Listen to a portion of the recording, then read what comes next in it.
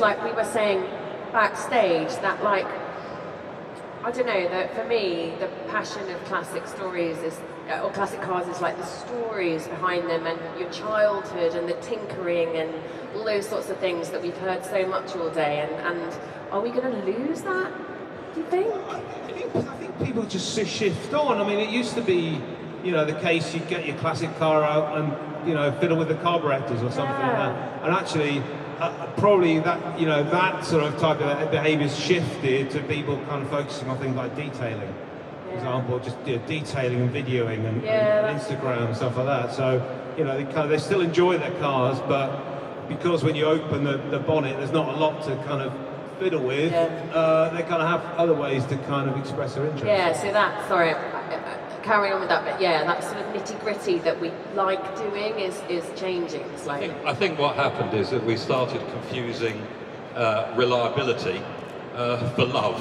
So in the 1970s, 80s or 90s, you could get under the bonnet of a car, you could use your snap-on tools and you could work on the car. Now you lift the bonnet, I mean, once you've broken through the various seals to actually get there that will nullify your 7-year warranty, you're not going to touch it, you're not going to run with it.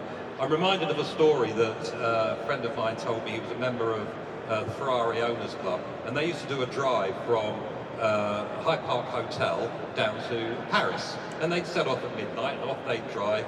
And the first driver might get there, if he was lucky, within about 5 hours. Yeah. The last driver would get in the following day on the back of a tow truck.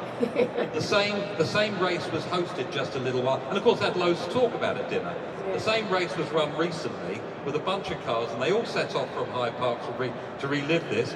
They all got there in the agreed time. They all got there at the same time. They had nothing to talk about. They didn't need their AA green card memberships. So reliability comes into when we think about somebody buying an old car from the 60s, 70s, or even earlier. You're in your shed, you're messing around with it.